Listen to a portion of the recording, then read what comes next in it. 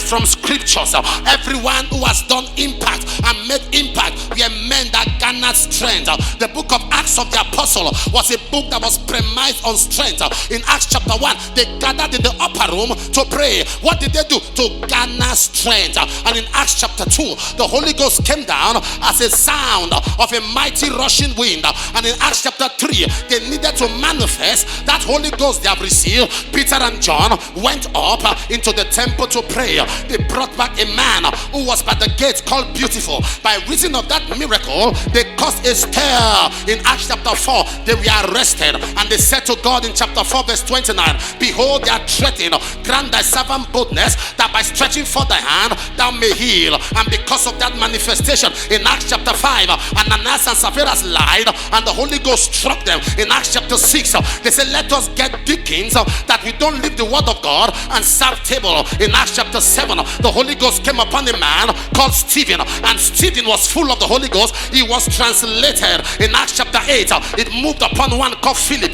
Philip was a man that could appear and disappear.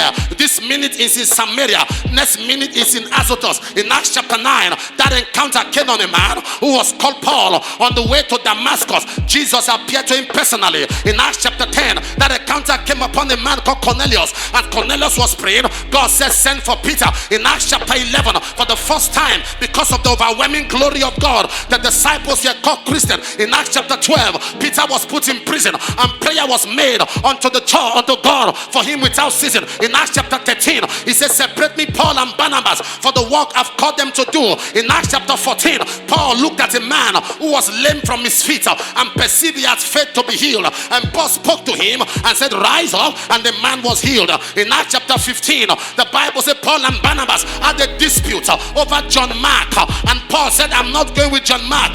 Barnabas said, I need to go with John Mark. In Acts chapter 16, Paul encountered a young man called Timothy. His father was a Greek, and the Bible says that Timothy understood the workings of God. And in Acts chapter 16, Paul and Silas were arrested, and they prayed, they sang, and the prison was shaken. There was an earthquake in the prison. In Acts chapter 17, the Berea Christians were more noble than the Christians in Thessalonica. They received the word of God with all readiness of heart and searched the scripture if these things were so. In Acts chapter 18, Paul encountered a couple who were his helper. He called them Aquila, he called them Priscilla. In Acts chapter 19, handkerchief and apron was taken from the body of Paul and placed on the sick, and evil spirit left them. In Acts chapter 20, Paul was preaching, and there was a young man by the window. His name was Eutychus. By reason of the message, he fell. Paul went up to him, jerked him back to life. In Acts chapter 21, the Bible says a prophet called Agabus, he carried a cloak and said, this man whose cloak I carry,